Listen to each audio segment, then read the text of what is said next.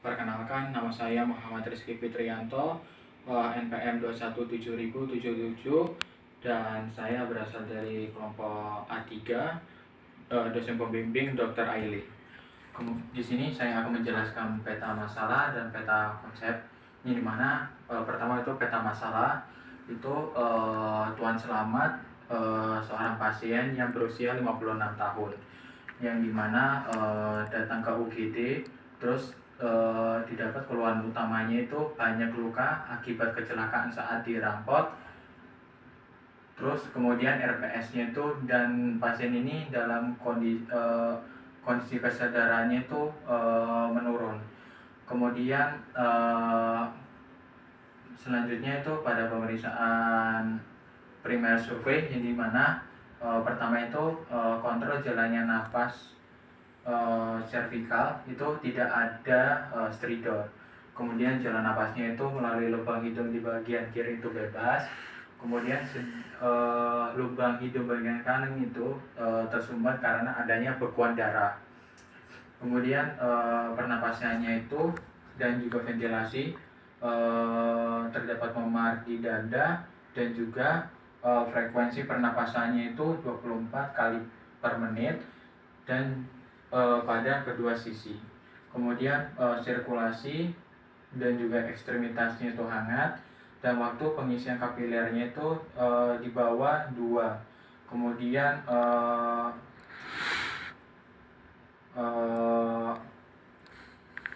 denyut nadinya itu 120 kali per menit. Kemudian tekanan darahnya itu 120 per 80 mm hektogram. Kemudian terdapat tampak sedikit keluar darah dari mulut. Kemudian nomor 4 itu status disability-nya dan neurologisnya itu matanya itu terbuka dan terhadap rangsangan. Kemudian motorisnya itu mematuhi perintah. Kemudian verbalnya itu menjawab yang diberikan itu tidak tepat, dan koma scale itu sekitar 13. Kemudian pupil mata kanan dan kirinya itu berdiameter 3 mm, dan refleks cahayanya itu plus. Kemudian motoriknya itu tidak ada paresis, dan juga exposure-nya itu dan kontrolnya itu bayangannya itu dilakukan. Kemudian pemeriksaan fisik, yang dimana itu pertama itu kepala dan leher. Nah, kepala itu terdapat bengkak di wajah kanan dan bibir atas dan bawah tanpa adanya pendarahan aktif, dengan ukuran laserasi 1 kali cm sampai 5 kali cm. Tepi luka tidak teratur dan memiliki dasar jaringan subkutis. Terdapat luka ekskorasi di pipi kanan dan mandibula. Terdapat hematom di daerah temporal kanan.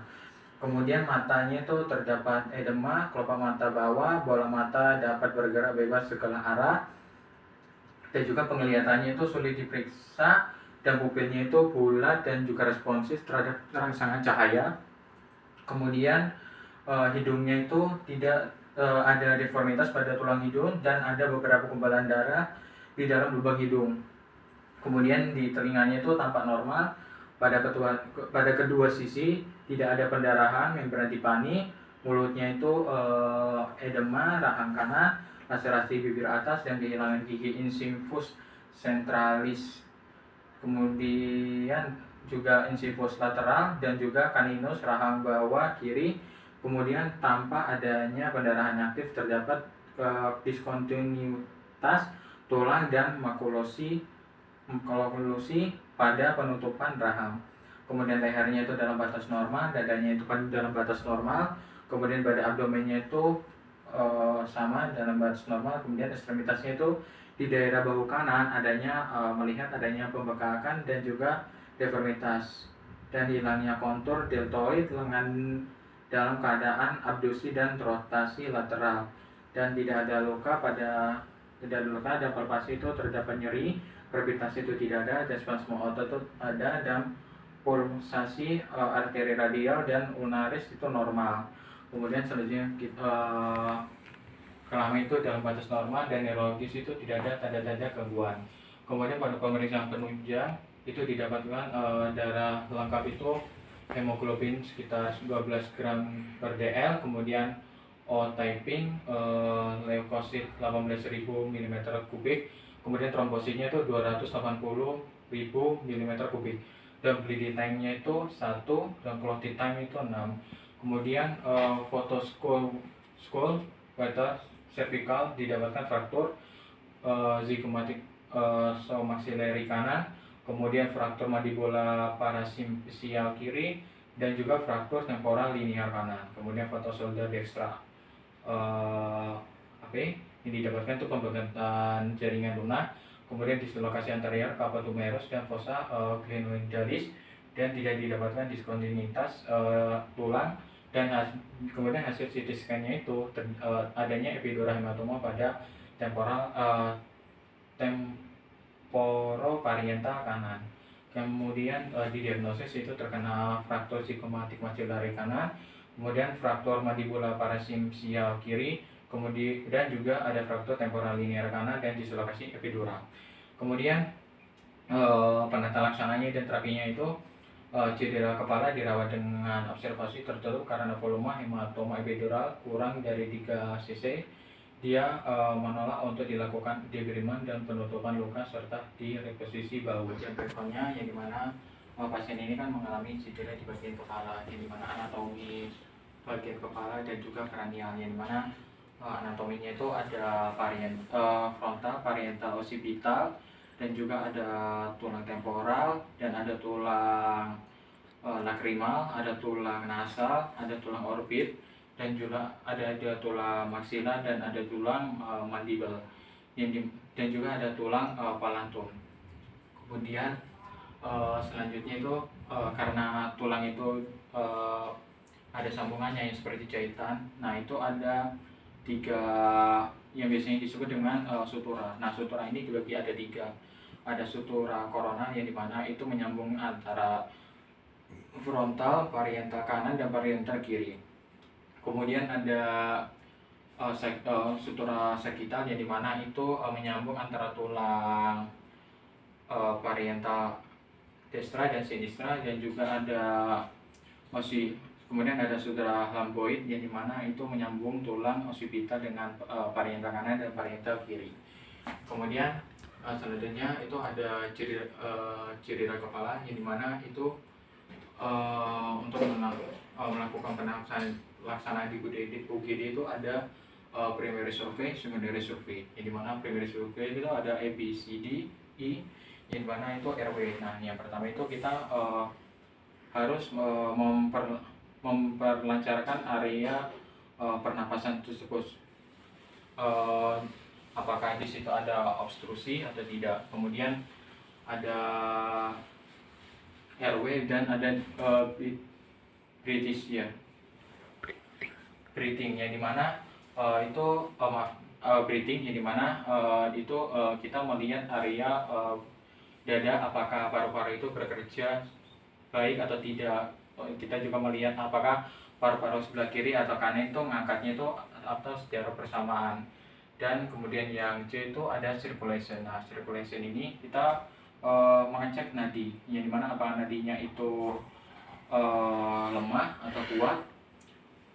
Kemudian selanjutnya itu ada disability, yang dimana itu kita mengukur kesadaran. Nah, kesadaran ini kita menggunakan derajat Glasgow Coma Scale, yang dimana itu menilai dari verbal, terus motorik, dan juga mata, yang dimana pada pasien ini itu GJS-nya itu sekitar 13, yang dimana normalnya itu sekitar 14 ke atas. Kemudian yang tidak normal itu atau koma itu sekitar 8 ke bawah.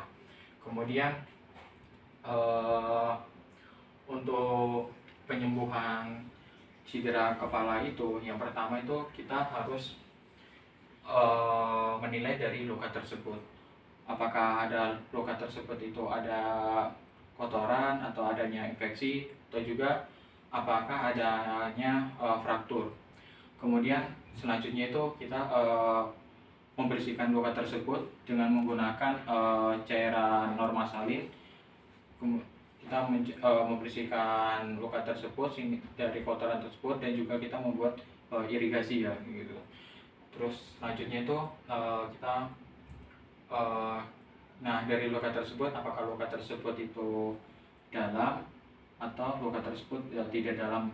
Kalau misalnya luka tersebut menganga, itu kita bisa melakukan penjahitan. Kemudian selanjutnya itu kita melakukan memberi salep antibiotik, dan juga melakukan penutupan area kepala tersebut dengan perban. Selanjutnya karena cedera kepala ini adanya trauma, sehingga ada juga terjadi dislokasi bahu.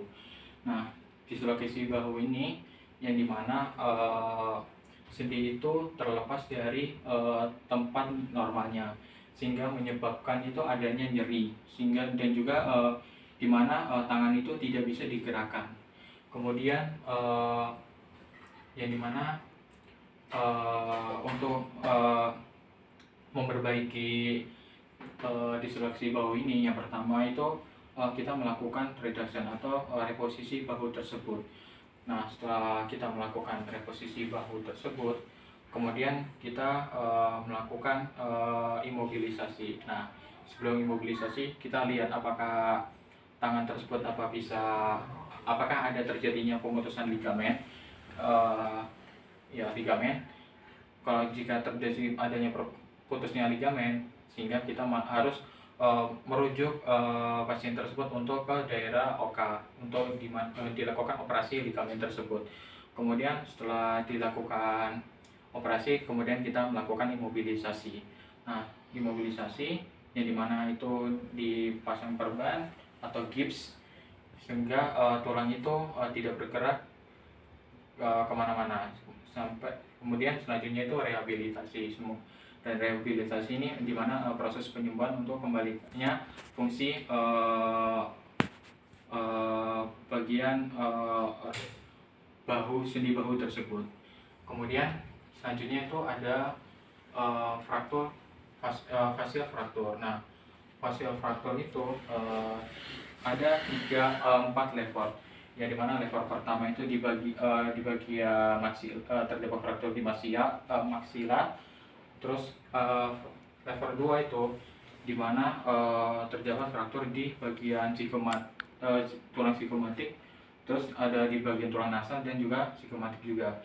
Kemudian level 3 itu di antara tulang orbital, terjadi fraktur di tulang orbital, nasal, dan juga orbital. Kemudian kalau level 4 itu yang dimana terjadi keretakan antara dari tulang temporal, parietal, sampai temporal di sinistra. Kemudian untuk setelah fraktur facial ada luka. Nah, luka itu, tipe luka itu dibagi menjadi 2, ada luka terbuka dan luka tertutup. Nah, luka terbuka itu kayak contohnya itu luka laserasi, eksorasi, diktum, dan juga morsum. Kemudian ada luka tertutup yang dimana itu ada hematom dan kontusio. Nah, luka tersebut dibagi 2, ada luka akut dan luka kronik. Nah, luka akut itu dimana penyembuhannya itu sangat cepat, sedangkan kronik itu penyembuhannya itu sangat lama. Kemudian luka akut itu yang dimana itu yang bekerja itu eosinofil. Kemudian luka kronik itu yang bekerja itu makrofag dan juga trombosit. Kemudian luka akut itu area jejasnya itu keparahannya itu tidak sangat parah, sedangkan kalau kronik itu lukanya itu sangat parah dan juga progresif. Kemudian penyembuhan luka tersebut itu ada 3, yaitu ada inflamasi, proliferasi, dan juga maturasi. Nah, proliferasi ini yang dimana pertama itu pada saat terjadinya luka itu terjadi pengeluaran platelet atau trombosit itu menuju daerah luka tersebut untuk menutup pendarahan tersebut agar darah itu tidak keluar. Kemudian terjadi vasokonstriksi, yang dimana terjadi penyempitan pembuluh darah agar darah itu tidak keluar di daerah luka tersebut. Kemudian ada setelah vasokonstriksi terjadi keluarnya makrofag dan juga eosinofil, yang dimana itu keluar dan juga memakan bakteri-bakteri yang di dalam darah tersebut. Kemudian terjadi vasodilatasi, yang dimana pembuluh darah itu terjadi permeabel dan juga terjadi tanda permeabel dan juga pembuluh darah itu melebar. Kemudian vasoproliferasi, yang dimana terjadi angiogenesis, yang dimana itu terjadi penumbuhan jaringan pembuluh darah baru di area luka tersebut untuk menyalurkan oksigen dan juga protein. Kemudian terjadi pembentukan kolagen, yang dimana untuk menutup daerah luka tersebut dan juga menyambung area luka tersebut. Kemudian terjadi penumbuhan jaringan epidermal baru. Kemudian yang terakhir itu maturasi, yang dimana itu penyempurnaan luka, yang dimana kolagen tersebut akan terus berproduksi untuk menyempurnakan luka tersebut agar luka tersebut tertutup sempurna dan juga warna luka tersebut akan sama dengan luka kulit normalnya. Kemudian selanjutnya dari daerah dislokasi perbedaan dislokasi dengan fraktur, yang dimana dislokasi itu adanya pelepasan bahu sehingga menyebabkan tanda-tanda itu pertama adanya area bahu itu terjadi yang tidak normal, kemudian terjadi nyeri. Sedangkan fraktur itu dimana terjadi patah tulang sehingga tulang tersebut tidak bisa menopang kekuatan. Kemudian selanjutnya itu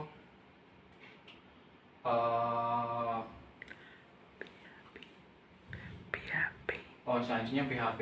Yang PHP yang pertama itu ada beneficent, yang dimana itu memberi perawatan kepada pasien agar pasien ini bisa sembuh. Kemudian ada beneficent dan non-maleficent, yang dimana di sini karena pasien ini dalam keadaan kritis, keadaan menurun, kita melakukan perawatan kepada pasien agar mencegah pasien ini terjadi kritis. Kemudian ada autonomi, yang dimana karena pasien ini dibawa oleh pihak polisi, jadi kita suruh meminta pihak polisi ini untuk menandatangani informed consent. Kemudian ada justice, yang dimana dokter sini tidak membedakan pasien. Kemudian ada PHP, yang dimana itu spesifik. Yang pertama specific protection, yang dimana specific protection itu mengedukasi yang pertama itu health promotion, ini dimana kita memberi edukasi kepada masyarakat tentang mengendara bermotor dengan baik. Kemudian ada specific protection, yang dimana jika mengedukasi kepada pengendara untuk menggunakan helm agar hingga mencegah terjadinya adanya fraktur di bagian kepala. Kemudian ada disability limitation, yang early diagnosis, yang dimana kita harus mendiagnosis pasien dengan benar dan juga agar kita bisa melakukan penelaksanaan yang benar kepada si pasien. Kemudian ada disability limitation, yang dimana itu disability limitation itu yang dimana disability limitation itu yang dimana mengurangi kecacatan. Itu memberi obat kepada pasien sehingga memberikan perawatan kepada pasien sehingga terhindar dari kecacatan. Kemudian ada disability dan rehabilitation, yang dimana memberi perawatan kepada pasien dengan baik agar pasien ini bisa sembuh dan juga bisa kembali dengan normal.